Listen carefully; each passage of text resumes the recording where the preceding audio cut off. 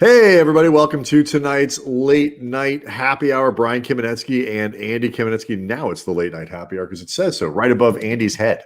Good fun show tonight. We're going to have an interview to bring you with David Hill. He's the host of the Gamblers podcast on The Ringer. So we'll get that to you in a few minutes here. But Andy, we got to start on the big news of the day around the NBA that has an impact on literally everything, like everything, yes, it does, including the Lakers. It is going to be the imminent waiving of Kostas Antetokounmpo. It was nice. I appreciate you being here. I feel like the Lakers at this point are like a person who went out on a date. It was very expensive. The other person paid, and they have to figure out how long they can do it and break up before it looks bad. Yeah, maybe I'm overrating it after Giannis signs the Supermax with the Bucks, but I don't know if I am here. You know what it is? Actually, I would say your analogy is half correct.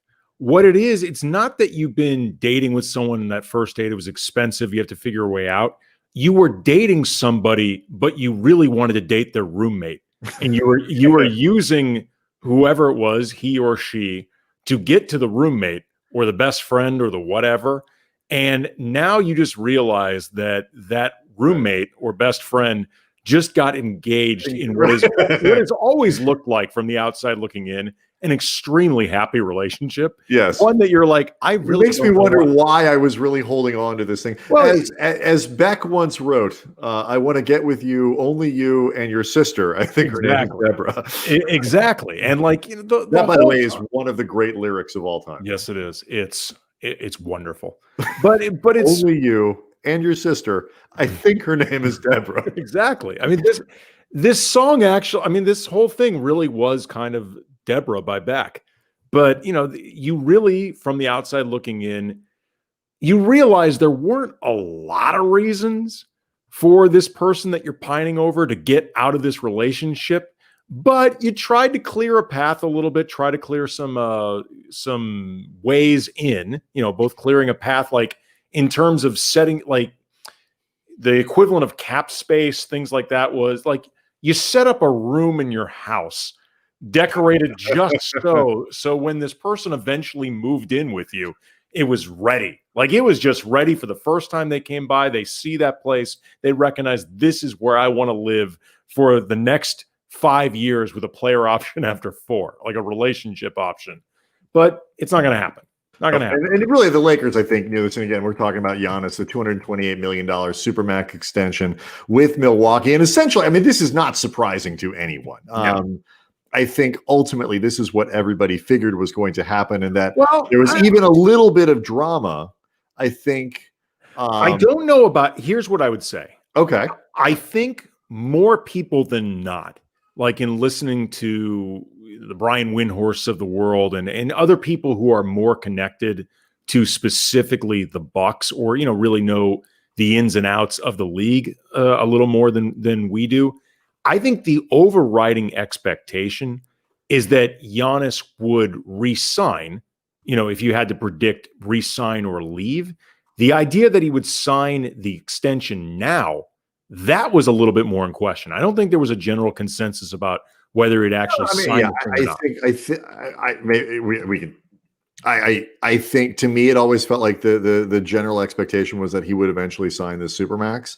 But you're right. It's not done until it's done. And we've seen guys. We were just talking a few days ago with Darius Soriano about how it was up in the air. You were saying if you were him, you wouldn't do it. Right. But that's different than what I think if you had asked me, what I would do, because it hadn't been signed yet. If you ask me what I would do, I think if I'm Giannis, I might not have done it. But right, for the exact reasons that a lot of people thought he might not either. But that he did is not surprising. But what it is incredibly impactful. Yes. We'll talk about this before we get to our interview with David Hill, and we'll come back and do a little bit more NBA after that interview. But this is one of these things, for the Lakers had essentially punted on the ability to get Giannis, at least the easy way, the cap space way, when both AD and LeBron extended. And I think we would all agree, Andy, you would agree, that's probably the right thing to do. Yeah. Yeah. So the Lakers, I think, either saw this coming or just decided it wasn't worth, you take care of your own guys before you start worrying about this sort of stuff. Absolutely. But the ripple effect around the rest of the league in terms of other teams, Dallas, Miami, Toronto was considered one in at least in that sweepstakes. They were a dark horse maybe, but all of these teams that are chasing the Lakers and could make this aggressive move to try to super team themselves up to where the Lakers presumably are.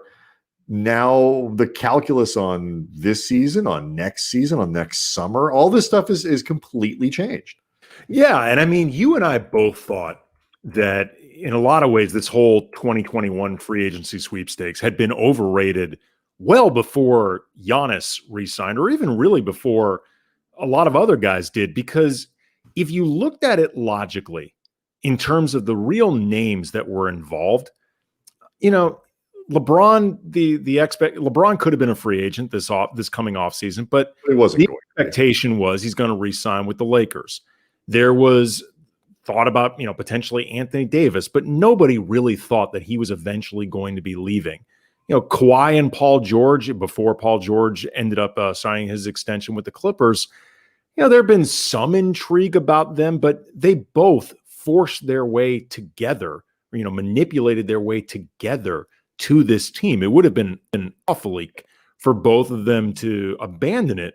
So with those guys presumably off the table, you start looking around the rest of the names. It's like Victor Oladipo, maybe Drew Holiday if he doesn't sign an extension this year, Rudy Gobert, like Lonzo. I mean, like really, it's really not. No, nobody's expecting Steph is going to leave Golden State. I mean, there's not much there. That's why these things, all of these,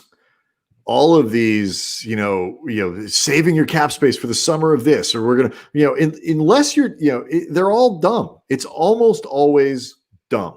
And it's pie in the scale, like, especially when you start looking 2 or 3 seasons out at the monster free agent class of whatever, because 3/4 of those guys are never going to reach the market by free agents. They might get there by trade. You can still trade for James Harden. You could, Kawhi could be back out there, I suppose. But, generally speaking, these guys don't make it there. So with the Lakers to do what they did, I think was incredibly smart. And it was kind of paid off today in the way that the Giannis news came down.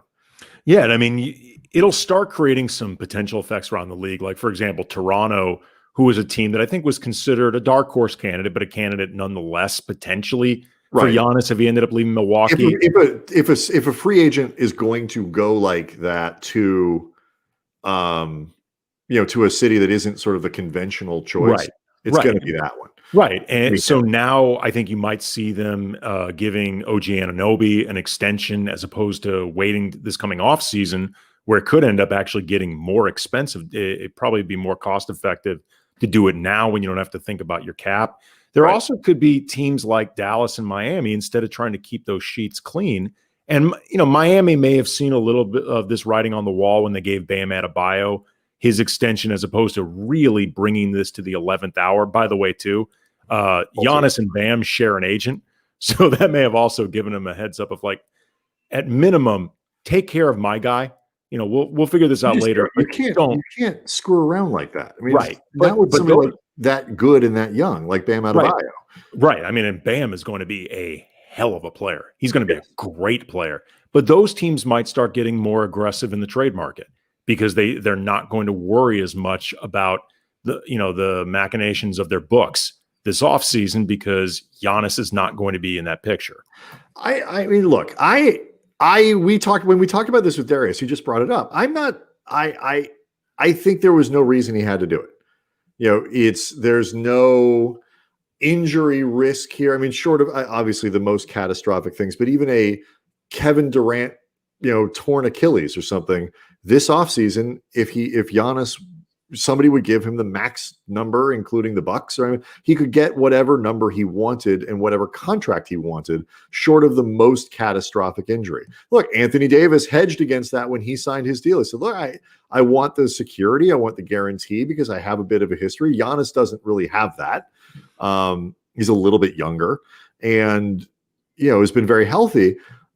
I get it, but and I think he's been happy. I think this is a question. You hit it right. You leverage. hit it right there. You hit it right there, though, with happiness. And I think when the royal we prognosticate a lot of this stuff and capitulate and try to read the tea leaves, I think we often overlook the value of happiness because we're thinking too much about leverage and thinking too much about different super team combos and how you're going to be judged in your legacy and count the rings and all that shit. And I think we often just overlook, is somebody actually happy? And if they're happy, there is such a thing of like, man, I'm going to be so stupid rich no matter what I do. Why have this thing hang over me? Why have it this one thing that's going to end up distracting my team, getting, if not in the way of me winning a championship this season, it's going to make the road to winning that championship X degrees less enjoyable. Why have it hanging over me?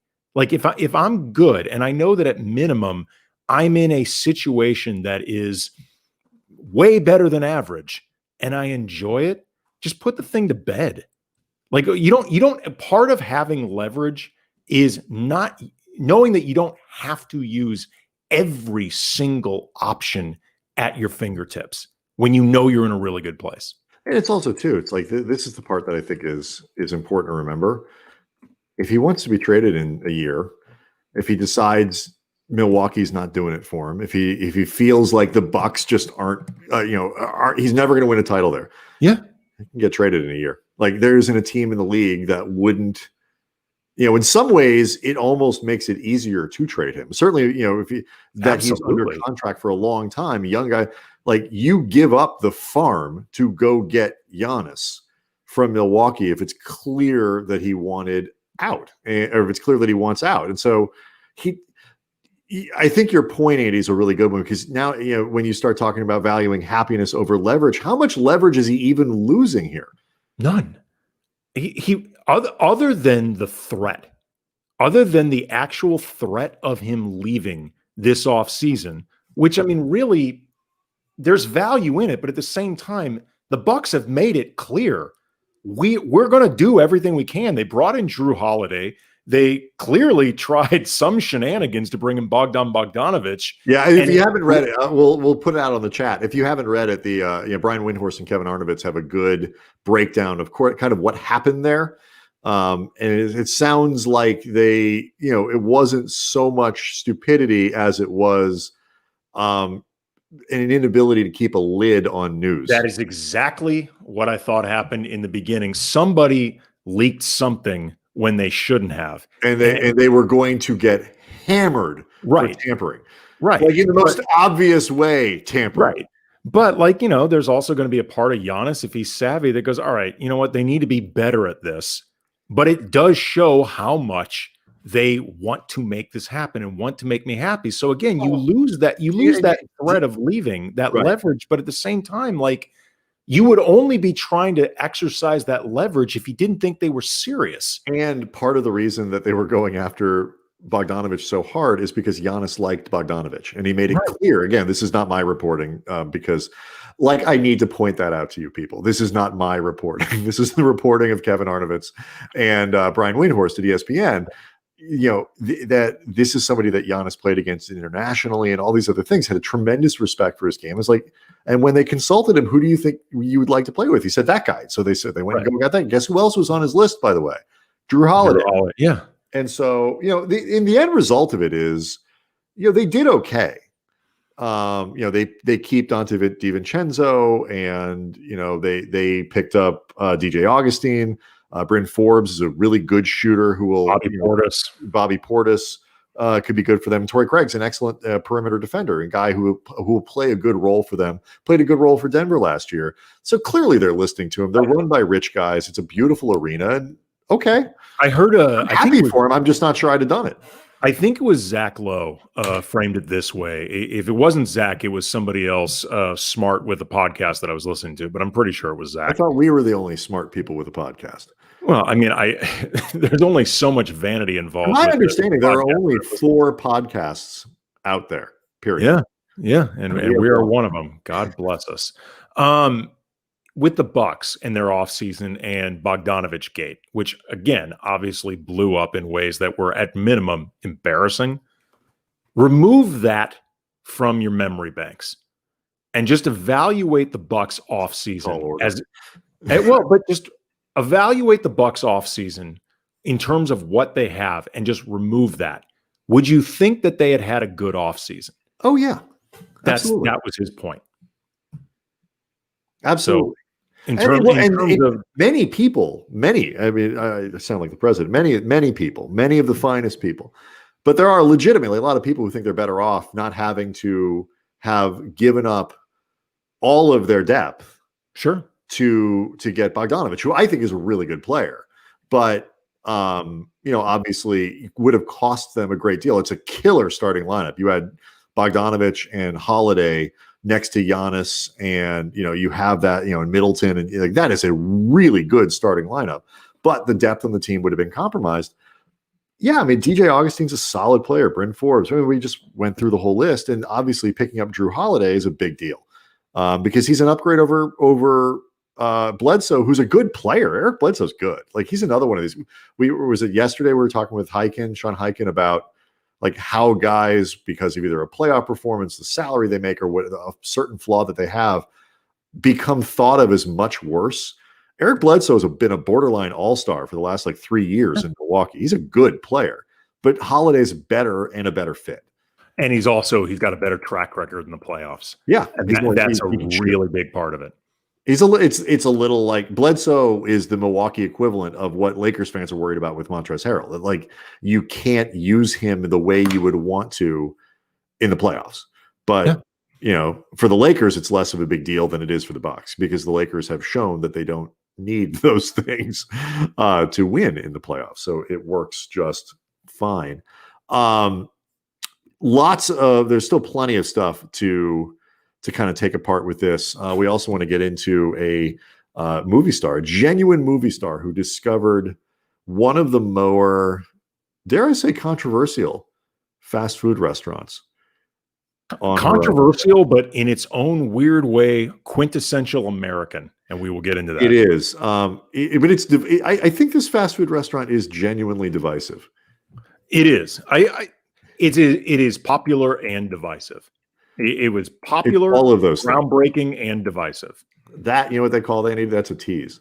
It is a tease. But we had an opportunity this afternoon. As you guys know, we've been trying to expand a little bit out in what we're able to do, who we talk to, bring in a lot of different voices, some of whom are on the East Coast and can't stay up until 2 a.m. every night. But we had a chance to talk earlier today with David Hill. He's the host of the Gamblers podcast on The Ringer. It is a great and super bingeable series, short, limited run podcast series over on The Ringer. It's individual stories of gamblers who, in different games, I guess, sports, whatever, different games, and kind of dives really deep into the mentality and the stories, and everybody's named like Slippery Pete and Skipsy Jones. It's unbelievable. The characters are fantastic. The episodes that have come out so far involve a professional blackjack player, a professional poker player, professional horse race bettor, professional pool hustler. And the one coming out tomorrow, it's the final in the series, is about a professional sports bettor. And it's really, really great stuff. And Dave Hill is himself a professional gambler who grew up around it. He knows this world really well. It's a great, fun series. Yeah, he's also the author of The Vapors, A Southern Family. I have to literally read this. There's no way I can memorize it. The Vapors, A Southern Family, The New York Mob, and the Rise and Fall of Hot Springs, America's Forgotten Capital of Vice. It is hard to put together a book title that makes me want to read something more than that. Indeed. I will read that book. So that came out in July. So pick that up. And again, this is David Hill. I started off by asking him, he's a gambler himself, as Andy just mentioned, what his origin story is for gambling, because all of these guys have origin stories. So I want to know what his is.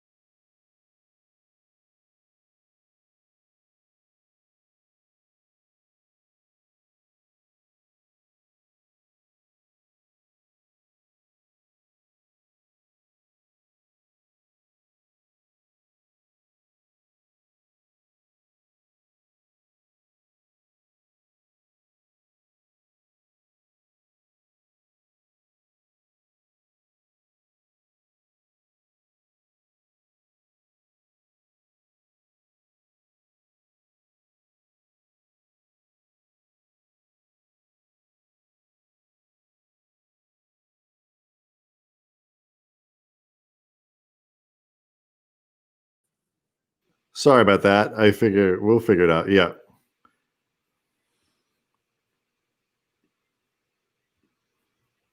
Sorry, guys. You're right. I made a mistake here. So let me try that again. Thank you for letting us know. This is why we ask.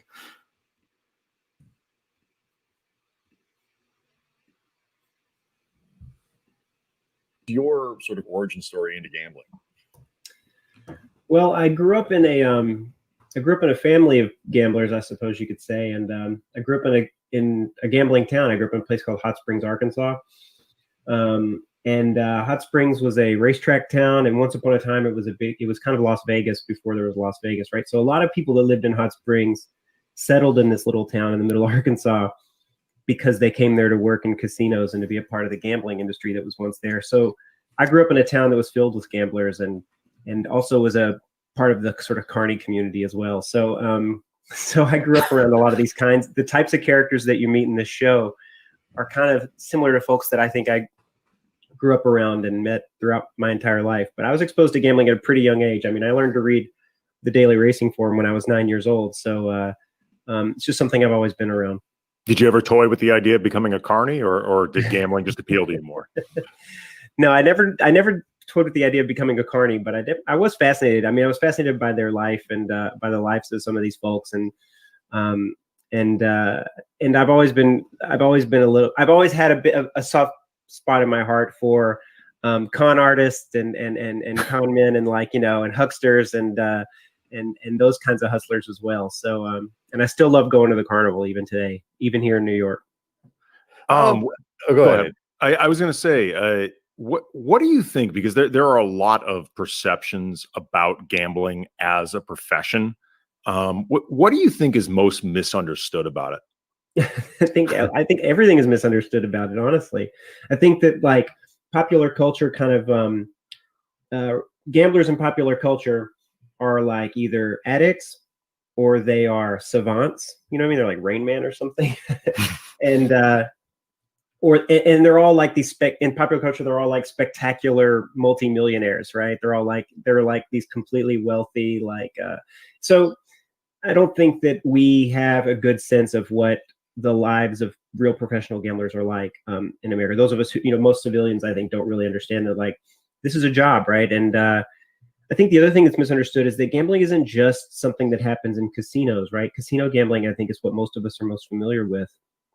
But honestly, anybody that applies a trade where the way they make money on it is by putting up their own money against someone else, then they're gambling, right? I think one of the things I was hoping to do with this show pre-COVID was to really have some episodes that showed other sides of professional gambling, right? Like I wanted to profile people that made their living gambling at basketball or street racing, or there's so many different ways that people can earn a living through gambling, right? It's just if you're good at something and there's not an opportunity to become a professional at that thing, then the way you become a professional at that thing is by betting other people that you're better than them at it. One of the things that I noticed in the profiles that of the players that you chose, there's a commonality of they're not necessarily misfits or socially awkward or people that I think have a difficult time being around other people, but they all sort of struggle to figure out who they are or like what their place in the world is. Like a few of them drop out of college. The ones that even try college, they're all philosophy majors, which in a lot of ways is this seeking of a higher purpose, higher meaning. You yourself studied philosophy as well. Wait, what is it that you think attracts these type of people to gambling? Well, I mean, I don't know what the chicken and the egg is here, right? I do think that like if you're somebody who the one thing in your life that you're really good at is a game that if the thing that you can do really well, though this sort of society doesn't present a career path or a way to like make your living at it, then that means that the door that's open, the path that's available to you means that you have to kind of walk this path where you're going to have to gamble, right? And I think that's difficult, right? It's difficult because we aren't brought up thinking that like this is a viable way that people can live their lives. If anything, we're taught that like gambling is wrong, right? That there's something wrong with people that gamble, that it's degenerate behavior, or that it's that it's somehow a vice and it's sinful. So people, there's a taboo associated with it as well, that a stigma that people have to overcome in addition to trying to figure out how they can make money at it. I don't know. This thing about philosophy majors kind of came up during this show, and that's something I definitely want to think more about and explore, because it is true that like, there are, one of the things I think I'm learning as I make the show is that there are these like, even though these people come from different walks of life, different backgrounds, and they're all playing different games, there are these commonalities, that are very fascinating that I hope if I get a chance to keep doing this show that I can explore and learn more about what it is that binds all these various gamblers together. That actually, I mean, it's almost like you're reading off my question list, because you talk about Michael Saul, who's the money gin player that you profile, Emily Gullickson, who handicaps and wagers on horses. Have you seen any, like, one thing I saw is that these people are grinders. Like they have an ability to, certainly to see numbers and see probabilities, think outside the box or whatever. But there's a grinding factor to this that I think comes through in every story. But even without exploring it as fully as you'd like to, what other things like that have you seen that bind these people together? Yeah, I mean, I think the idea of grinding kind of comes along with folks who professional gamblers understand that like the way you make a living is to understand your bankroll, to understand how much you can really wager on any particular thing, and managing your money. I think that's a skill that professional gamblers develop, and they learn, because there's variance, there's swings. I mean, you lose sometimes, right? So you have to be prepared to take expected losses. And so part of that comes when you develop this sense of that. I think then you learn how to grind, right? You learn how to like, stay in action. I mean, one of the things that Gina is always talking about is how she, when she's playing, she's not thinking about how much money actual dollars she won or lost. She's thinking about how much EV she actually made, right? So even though she could have a losing session, if what she was playing was positive expected value for her, then she's still making money, right? In this other sense, right? That like the longer she does it, the more hours she puts in, the more hands she plays or whatever, she's going to have an expected earn. So even when she's losing, she's earning. And I think that's kind of a mindset that you really only professionals are able to fully grasp, because people like us, when we walk away from the table loser, we're loser. You know what I mean? Like we don't get to come home and pat ourselves on the back that I put in this many hours of this much EV today, Yeah, and this is Gina Fiore, the blackjack player that you profile at the beginning of the series. And I have questions about her later. It's a good entry, like, because the data and numbers and analytics, like we in conventional sports, basketball is where Andy and I spend most of our time, and it's like just flooded with analytics. Like, how has data and analytics and all of this information that's available now influenced the world of professional gambling? Does it legitimize it? What's been lost? What's been gained? It seems like a really big part of it. technology's definitely made it harder to win money gambling, right? And it's made it harder because even the playing field quite a bit. I mean, one of the things I think that's fascinating to me about take like sports betting, for example, you don't have to go very far back in time to find people who made tons and tons of money betting on sports by having very simple angles, right? There were guys who built whole careers and built fortunes on the fact that they just would like read the local newspaper. They would have somebody send them a local newspaper from some town so they could get a report on an injury in a college game that nobody else had. Mm-hmm. So because information came at such a premium, seriously, not even 50 years ago, 40 years ago, it was still hard to get your hands on information. If you had that, it was so valuable. And today, everybody has so much information. And so it's weird. It's like a double-edged sword. Like having more information means that people can develop more models and they can get better at this, but it also everybody gets better at it. So it makes it, there's a lot more competition to figure out, find those models or find those angles and make the money. In the last episode that we aired last week that was about poker, you see the same thing happening in poker where technology has completely changed that game in a very short span of time. I mean, the guy I profiled in that episode was really like, he retired at like 30, you know what I mean? Like, but not retired because he was so rich, but because like the game had changed out from under him in less than a decade. The game that he learned to play suddenly wasn't the same game that people were playing anymore. And that was totally because of computers and computing power.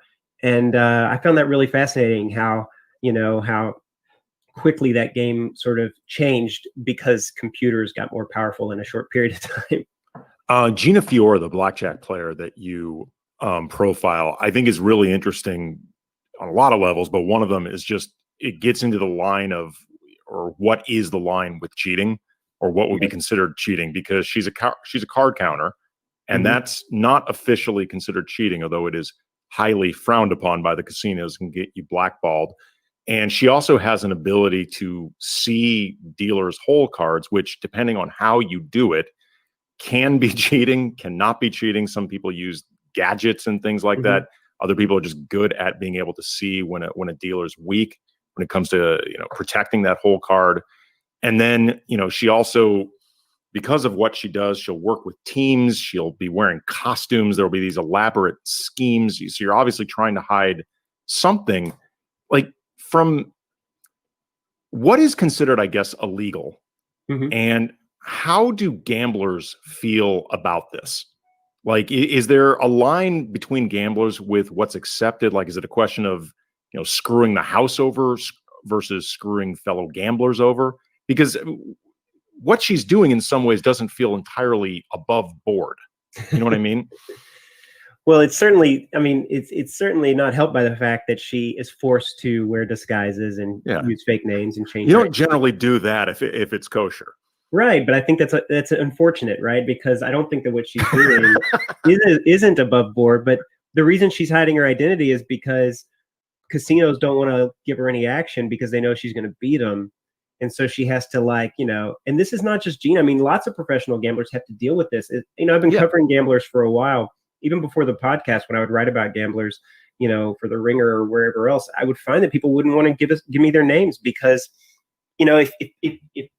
if your outs, if the places that you bet know that you are sharp, then they're not going to let you bet there anymore because they don't want to lose to you. So, while on the surface to a civilian, it may look like you're changing your identity because you're hiding from law enforcement. It's not that. They're hiding from the casinos or the bookmakers or the people that they want to bet with. They don't want them to know that, hey, I'm that guy that's really good, or I'm that woman that beats your ass at this game every week. But she's also the woman. Everybody in these shows is named like Krusty Pete and and Slippery Dave, and she's also the names too. Are great. She's the names are phenomenal. They're fantastic. But she's also the woman that works with a crew, where they'll be signaling each other and working in tandem. Which, again, I don't know if that's literally legal or not, but it's definitely. It's a little Ocean's 11-y in terms of what they're doing. So I can understand where the casinos wouldn't want people doing something like that. Right. But the casino, again, they just don't want people to win. That's it. Well, that's true. I mean, if you had a whole team and you wore disguises and used code names and you were losing, they'd let you lose till you dropped it. They just don't want you to win. Then you're jackasses. I mean, that's the difference. If what you were doing is against the law, they would call the police and you would go to jail, right? Or you'd go. That doesn't happen. It's just that casinos, they bar players. And, they 86 them. They put them in these books, in the Griffin book, or they put them on a list and they say you can't play here anymore. That's what I think these players are trying to avoid. They don't, because once you get 86, then your stream of income is cut off, right? Yeah. You can no longer make that money playing there. So, so to your question about what's illegal and what's not, I mean, yeah, it's illegal to use a device that assists you in any way, but it's not illegal to use the information that's there in front of you, right? If the dealer exposes their whole card, in Nevada anyway, the law says that, that's the casino's responsibility. You should utilize that, right, if a dealer's exposing it. Absolutely.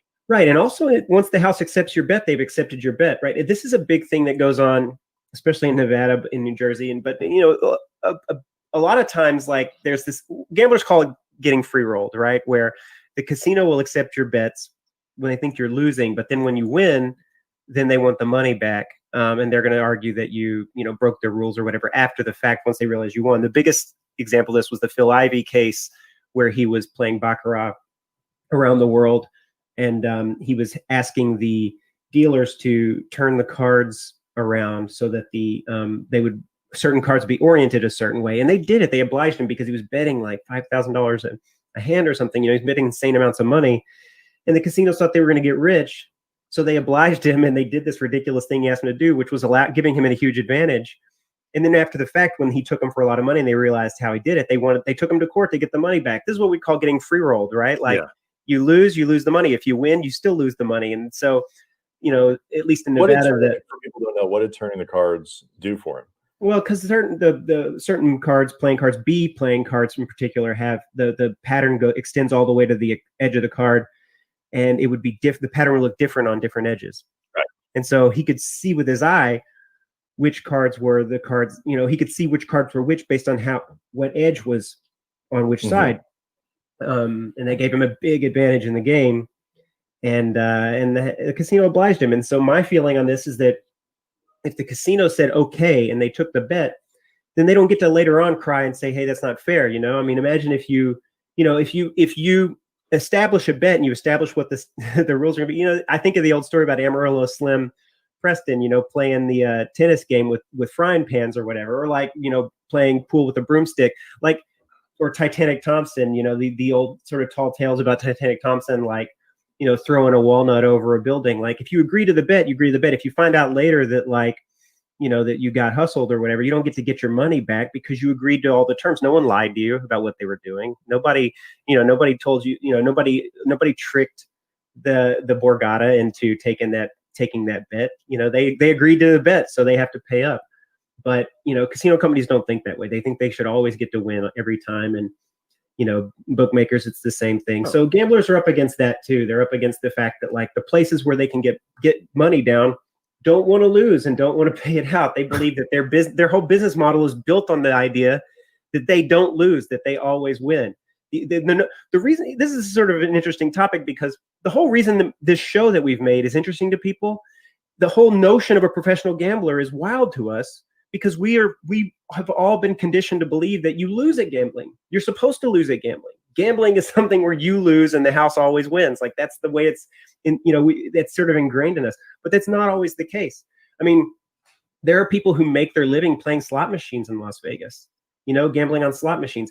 You can win at these games. The problem is that when you figure out how to win, the casino figures out how to not let you come in anymore. Right. But we just sort of all have been conditioned to believe that, like, you're not supposed to win. So if you're winning, you're doing something wrong. And, hopefully, if we keep doing this show, I can dispel some of this idea that, like, you can't win, you can't beat the house, you can't win at gambling, that you actually can. You can, that whatever game has been invented, there's somebody out there running the computer models, analyzing the rules, trying to figure out how you can win at that game, or how you can at least get an edge so that you can win over the long run. I wanted to ask about the Scott Frost episode, the professional billiards, as you explained the origin of pool, which I had no idea that's why it was called.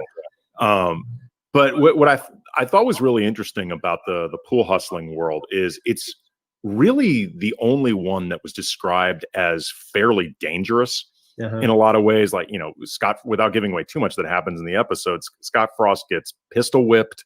He lives in constant fear of getting robbed. There are pimps. There are members of the Mexican cartel around. Like, what is it specifically about that world that attracts that type of element to the atmosphere?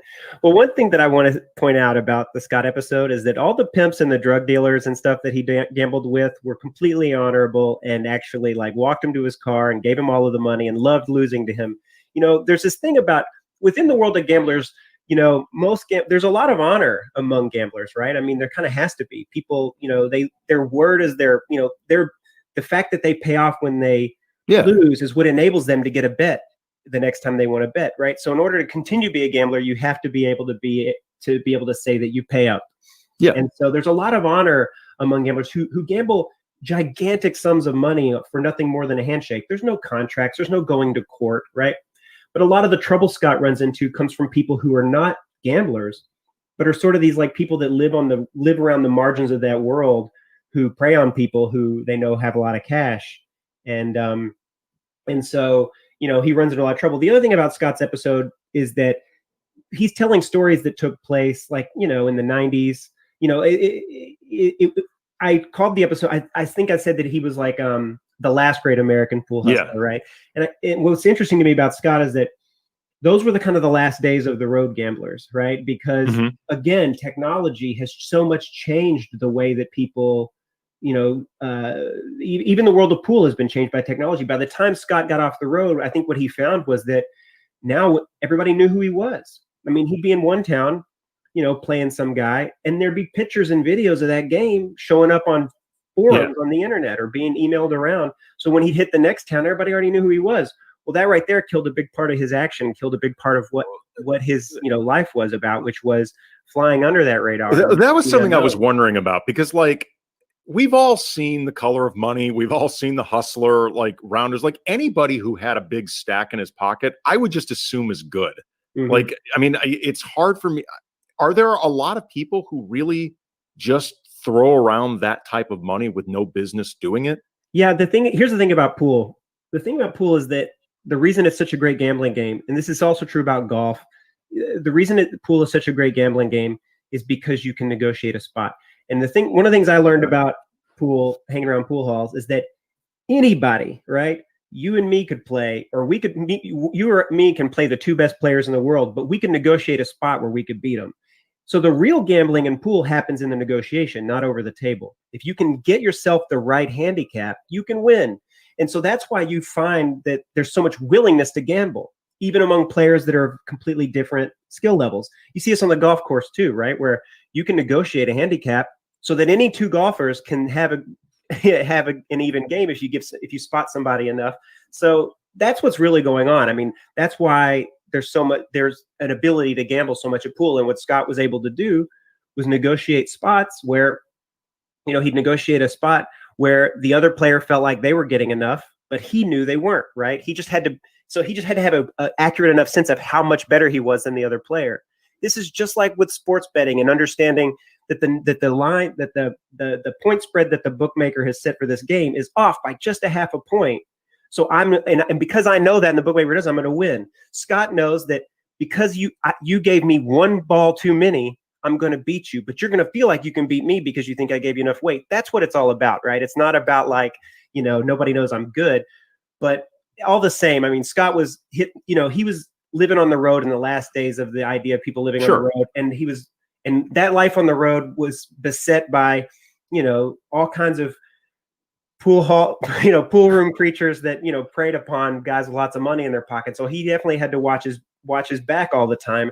I think that it's a little bit less like that today. Not to say that stuff's all completely gone, but I think there's a reason why Scott's episode, you see more of that than the others, because the stories he's telling took place so long ago. Gin used to be this very popular game.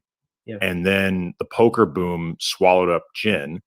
And we've seen, or at least we're told, that poker's popularity is waning compared to, where it was at the beginning of like the 2000s and that. Is there a game that you're anticipating having a pretty big boom on the horizon? Oh man, that's such a good question. I think that right now chess is experiencing a big boom. And I don't know how that's going to translate into the gambling world, although people certainly do like to gamble on chess. But during the pandemic, we've seen chess really blow up in a way that we had probably not seen in America since the 1970s. And so, it's possible that we may see people putting up money and betting on chess and seeing a little bit of chess becoming a little bit of a fad.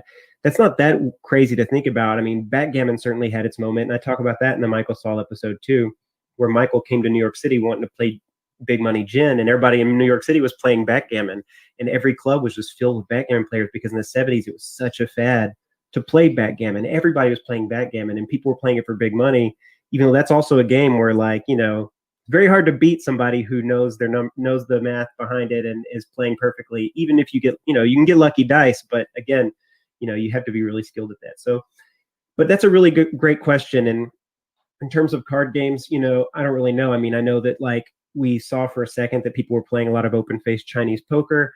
That's something people have been playing online and on apps and stuff. And there's been a lot of excitement within the poker community around that game. Whether that, the real question is, can a game take off with the public at large, not just among people who are just, games addicts and game nerds. And that's a game that maybe probably has a higher learning curve and won't catch on as much with the broader public, the way that Texas Hold'em did when they put it on TV. You're shitty at chess. You can pretend you're a poker player. When you're bad at chess. Well, that's exactly right. That's exactly right. I mean, the fact that poker presented people with enough luck that everybody could convince themselves that they were so great at it, that's what really fueled the boom and made it such a big. And it's harder to do that in chess. You can't really lie to yourself in chess as much, but it is experiencing a little bit of a moment right now. So we'll see. So I don't know. It's a great question. The book that Dave wrote is The Vapors, A Southern Family, The New York Mob, and the Rise and Fall of Hot Springs, America's Forgotten Capital of Vice. That came out in July. And the podcast with The Ringer is Gamblers. It is a ton of fun. It's great. You can get through it pretty quickly. And the final episode is this week. So comes out tomorrow. Check it out. And David, thanks so much for coming on, man. We really appreciate it. This was fun. Thank you so much for having me on. This is really fun. All right. So that was David Hill, the host of Gamblers on The Ringer. Really fun. I actually thought one of the most interesting parts of that to me was when he pointed out, these people are what they are in part because, there is no profession, their professional avenue to be that. If professional backgammon was a thing that everybody embraced, nobody would think it's weird that somebody, spent their life gambling on backgammon. Yeah, that would be a job. I mean, we're seeing that there's less of a taboo now, for example, on sports betting and, casino, you've got all these different now major leagues that are really openly in bed with all these different betting services, and casinos now pop up all over this country. You can bet legally different games, in multiples, probably most states in this country. It'll be interesting to see if in, say, 50, 60 years, if the whole perception of being a gambler just changes. Because for so long, that stuff was taboo and maybe even underground. And it's the wrong, so it's you, the wrong you thing. like you said, you were forced into and a it's lot the wrong of this, kind of no gambling. judgment. The kind of gambling people, if you're a stock guy and you do that's acceptable. That's acceptable gambling. But the kind where you do poker for a living, where you might actually have better insight and a greater advantage over the proverbial house than you do in stock picking. Because so much of that now is done by analytics, computers, and data, and is data driven. When most people gain and lose in their exchange traded funds, it's the computer that's making the trade, not a person. Well, I mean, we just get arbitrary with this stuff all the time in terms of what we decide, what we decide merits judgment and morality and things like that. I mean, alcohol was legal until it wasn't legal. Then it became legal again. We're arbitrary in the way we make alcohol okay, but certain drugs very harmful. Certain drugs considered recreational. Certain drugs are considered recreational depending on the wealth class that you're a part of. Now all of a sudden marijuana is legal, and you've got a guy like John Boehner who spent years as a member of government working very hard to keep it illegal. He now is in the marijuana business. He is actually involved with it.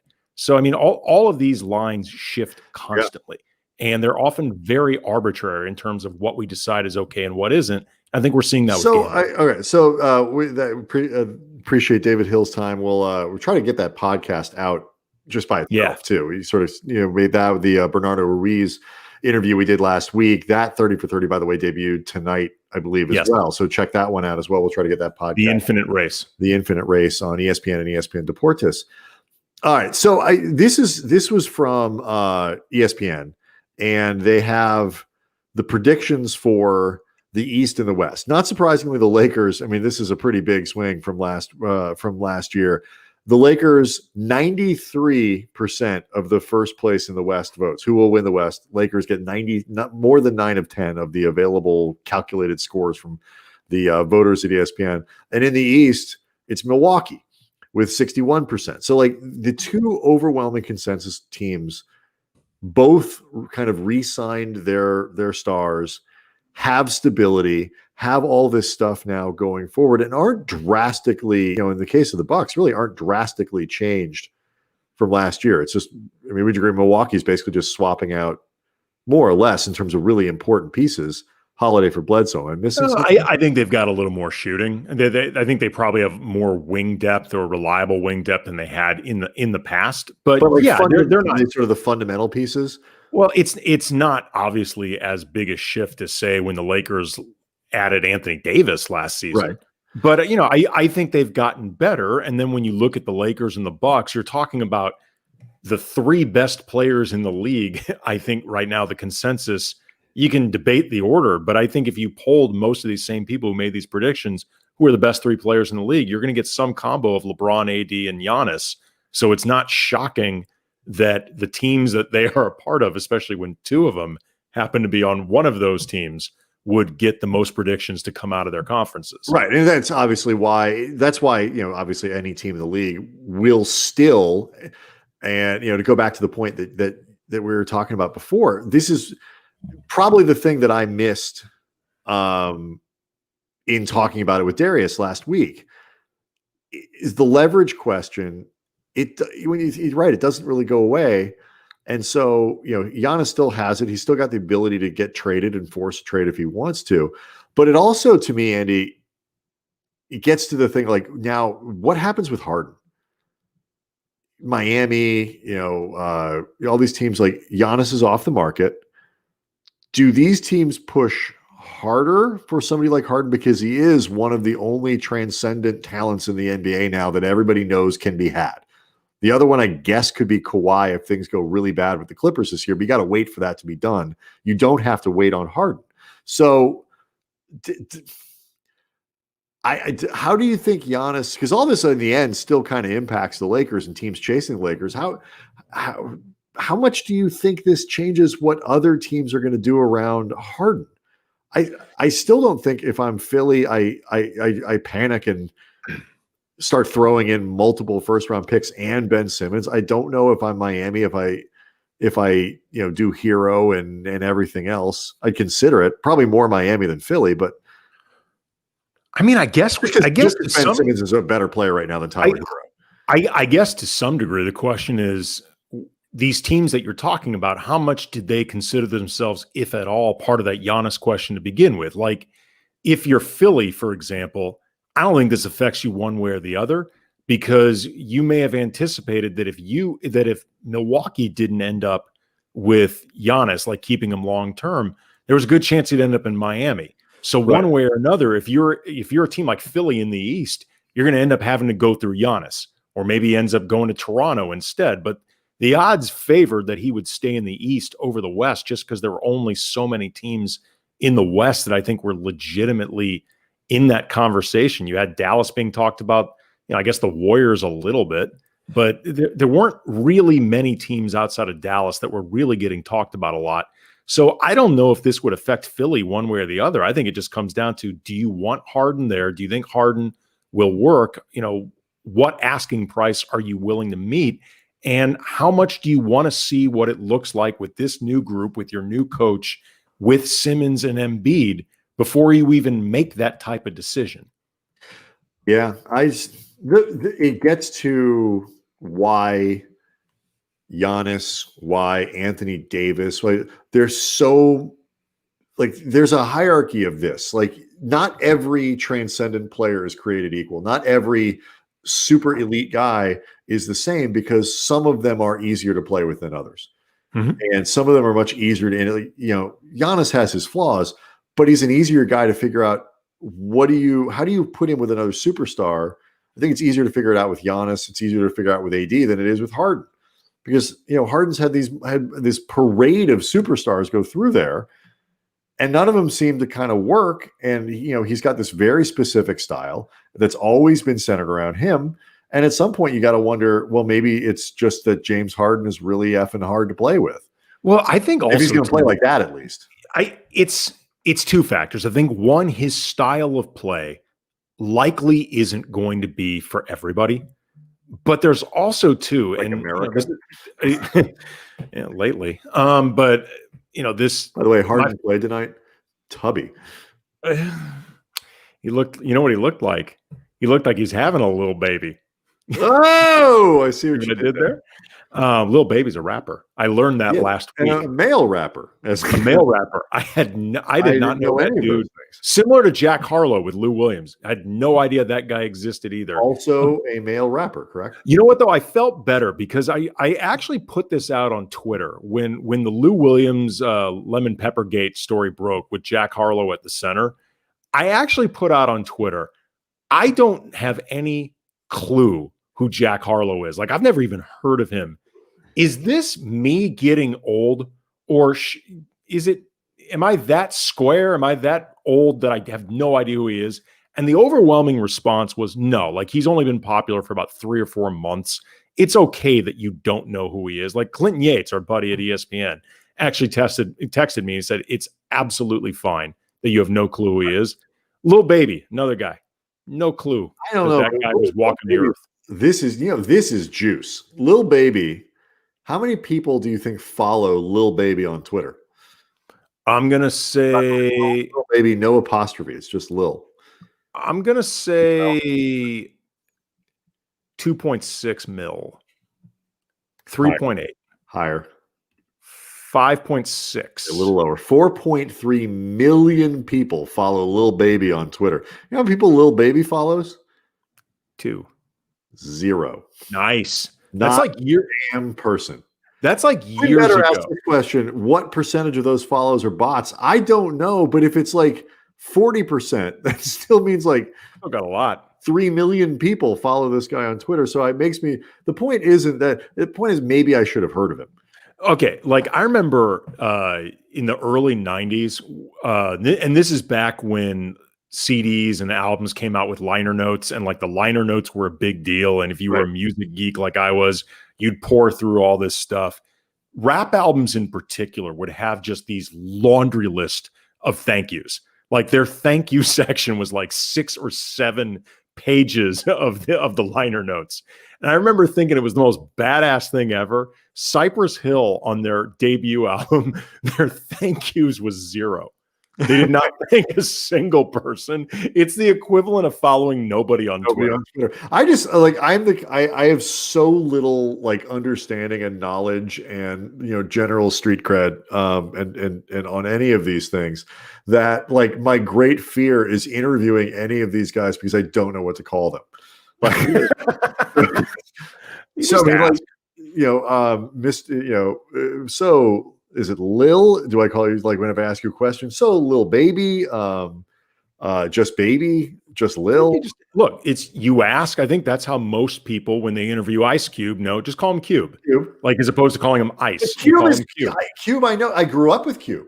But there's I know what to call Cube. That's fine, but there was you were when Cube broke me doing it, but I know what but here's the difference though. This is what you're forgetting.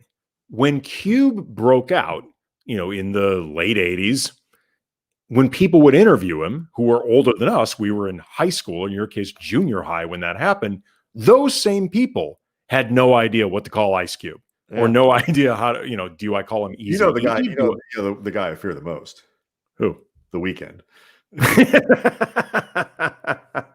Well, you only a couple reasons. First, it's been a little while now since I learned that the Weeknd was a person, not a group. That was amazing. I went a long time. I mean, it's been a little while now. I know, but it's been a little while. It was longer than I should have before I knew that there was not a group of people called the Weeknd, which, by the way, makes much more sense. You have to admit, that's not an unfair assumption. But I just don't know what to call him. I mean, the Weeknd. Can't interview him. The Weeknd offers to be on the late night happy hour. You're gonna have to turn him down. I realize he's very popular. Probably, as we say in the business, draw a big number. But I don't. I don't miss Mr. The. But anyway, when the New York Times talks about the Weeknd, what do they call him? That's an interesting question. Mr. The Weeknd. That's a very interesting question. But back to the original point that we were talking about with Harden, I don't think, and this is again just a 5,000-foot view because they're not a team that I cover or around all the time.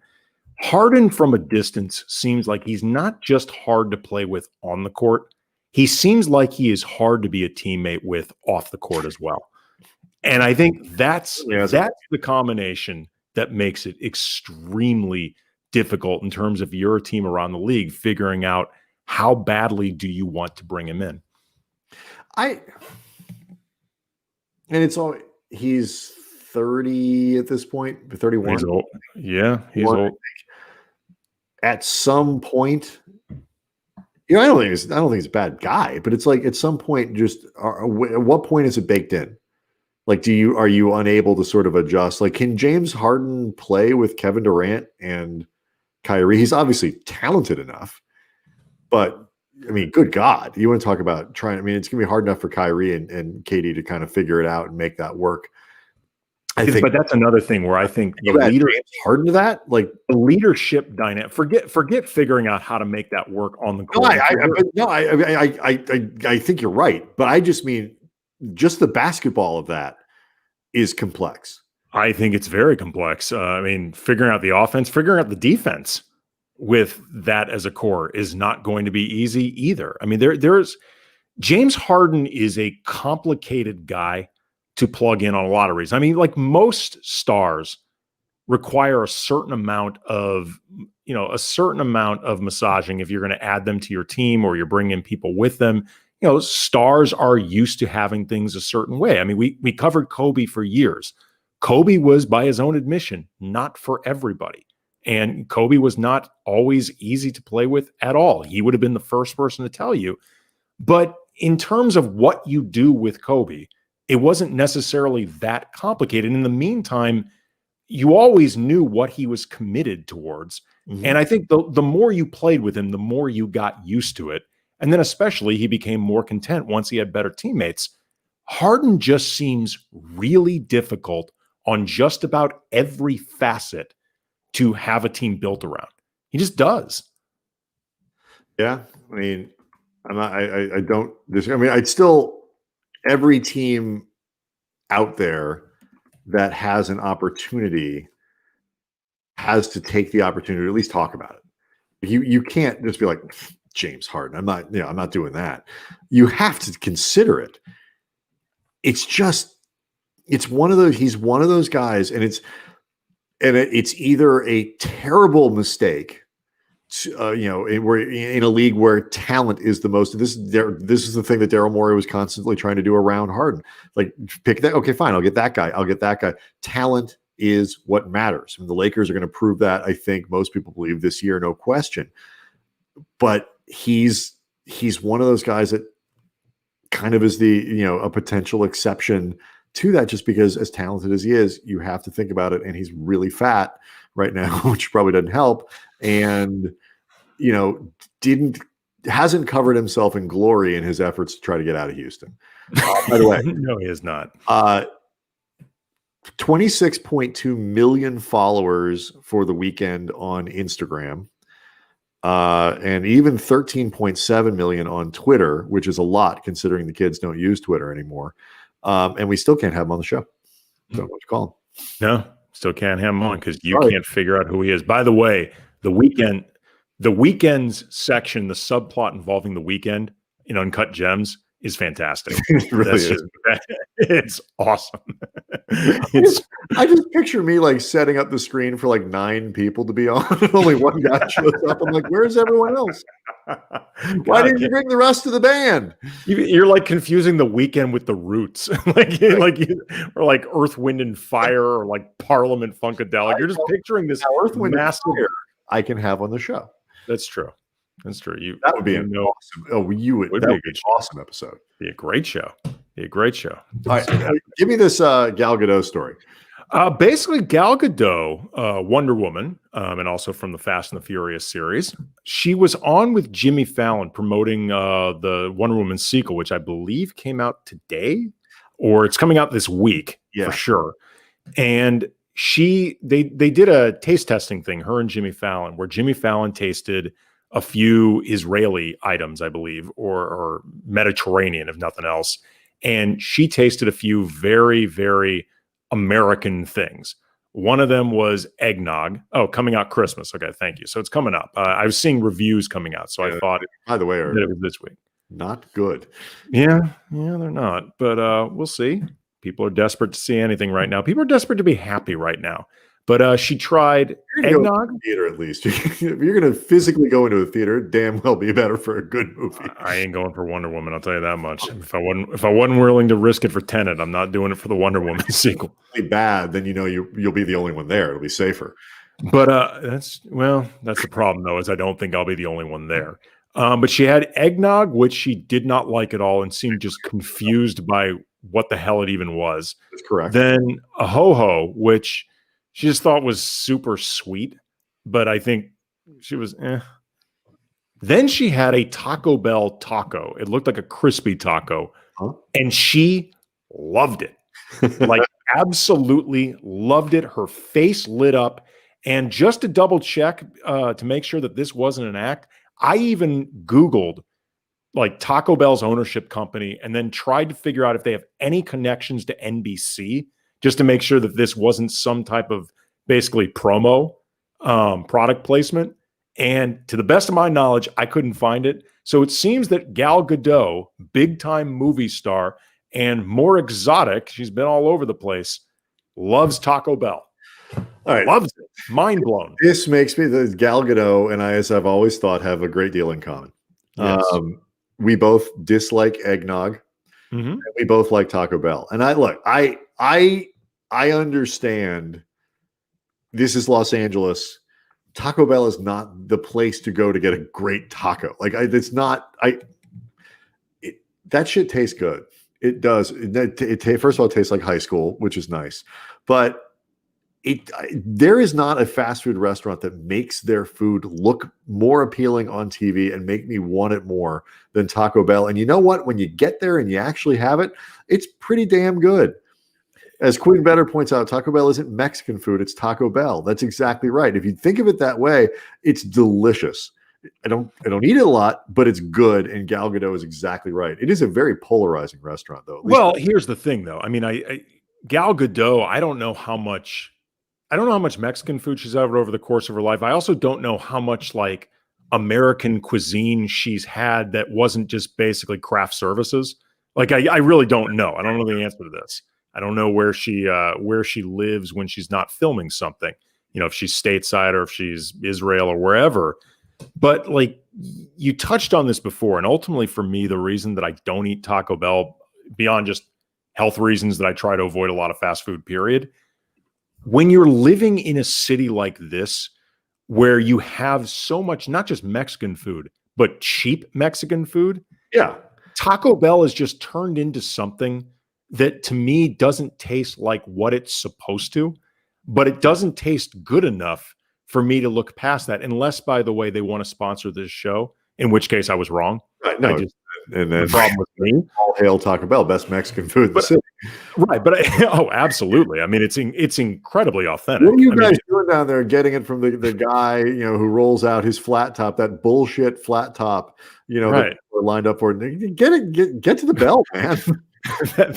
that guy, first generation American, straight from Jalisco, no idea what he's talking Doesn't know about. what he's talking about. No, he's the one that's wrong. He's not serving anything that's supreme. I think that's actually what it is for me. Is just because like other fast food, like fast food burgers, I still love those. And if there's like fast food, I guess the equivalent like a fast food Italian or something like that, that would be fine with me. I will eat reasonably fast foody-ish Chinese food or whatever. But like living in this city, it made it so Taco Bell just, it's not that even that I think it tastes bad. It doesn't make sense to me. But your point about the price point is exactly right, because like a better burger than a fast food burger, you're kind of doubling the price. Like, a lot of places, not everywhere, but like, unless you're near there are places where you can get a great $6, like, kind of diner style burger or whatever. But like, if you want to jump up to like a higher quality, it's 12, 13, $14 as opposed to that's the thing. Tacos ain't like that. Nope. Anyway, but I think Gal Gadot's right. If she gets any flack for this, I will defend her. Look, she liked it. She's very fetching. she's too fetching to disagree. She is, as Michael Thompson would say, a handsome woman. I miss Michael. I miss Michael a lot. One day we'll all be able to be in the same room again. All right. So tomorrow we're going back to football. Yes, we are. With Jordan Rodriguez, one of, I think at this point we can call Jordan Rodriguez a friend of the late night happy hour. She is a friend of the show, and she is a fan favorite. She's a Laker. She's a late night happy hour favorite among our viewers. They love them some Jordan Rodriguez. Brian Curtis from The Ringer, who kind of does everything over there. Really excited to have him on Thursday. Go back to basketball a little bit on Friday with Claire Loon, and then next week wall-to-wall basketball. Ahead of the holidays, Michael Pina, who's now Sports Illustrated, he wrote some great stuff throughout the bubble for GQ. We'll be on doing a live show after the season opener on Tuesday, and then Rod Carney from Sports Illustrated as well on Wednesday. So a lot of NBA coming up tomorrow night. NBA with Jordan Rodriguez. NFL. I'm sorry, yeah, NFL with Jordan Rodriguez again. Cam Brothers on Twitter, Kamenetzky Brothers at gmail.com. Let us know thoughts on these interviews, all the pre-done stuff, the pre-tape stuff. We definitely want to hear from you guys. Subscribe to the podcast as well. And the Land O' Lakers podcast, if you're not already. All of those things. And we'll see everybody tomorrow. Thanks. Donkey Needle on.